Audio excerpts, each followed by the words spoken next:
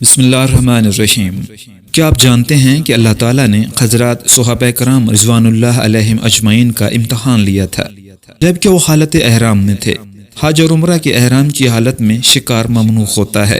امتحان اس طرح ہوا کہ شکار کو ان کے اتنا قریب تک پہنچا دیا کہ اگر ان میں سے کوئی اسلحہ و آلات کے بغیر ہاتھ سے شکار چاہتا تو پکڑ سکتا تھا۔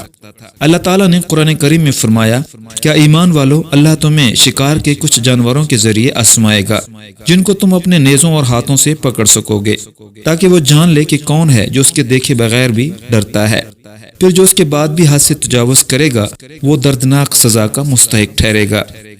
اس زمانے میں بھی ایسا ہی امتحان اور ابتلا بکثرت پیش آ رہا ہے، البتہ اس کا انداز اور طریقہ قدرے مختلف ہے۔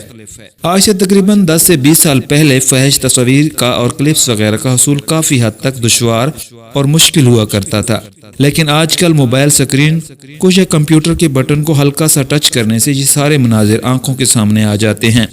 اللہ تعالیٰ کے ارشاد کو یاد کیجیے اور غور فرمائیے۔ ترجمہ: اللہ تعالیٰ جاننا چاہتا ہے کہ کون کون اللہ تعالیٰ سے غائبانہ ڈرتا ہے۔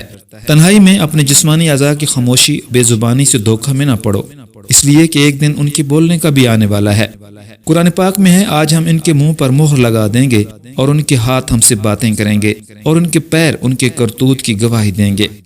حضرت سیدنا صوبان رضی اللہ عنہ سے مروی ہے کہ نبی کریم صلی اللہ علیہ وآلہ وسلم نے ارشاد فرمایا کہ میں اپنی امت کے کچھ لوگوں کو اچھی طرح جانتا ہوں جو قیامت کے دن مکہ کے پہاڑوں جتنی نیکیاں لے کر آئیں گے، لیکن اللہ تعالیٰ ان کی ساری نیکیوں کو عقارت کر دیں گے۔ سیدنا صوبان رضی اللہ تعالیٰ عنہ نے عرض کیا کہ اے اللہ کے رسول، ان کے کچھ اوصاف اور علامتیں ہمیں بتا دیجئے، کہیں ایسا نہ ہو کہ بے خبری میں ہم بھی انہی میں سے ہو جائیں۔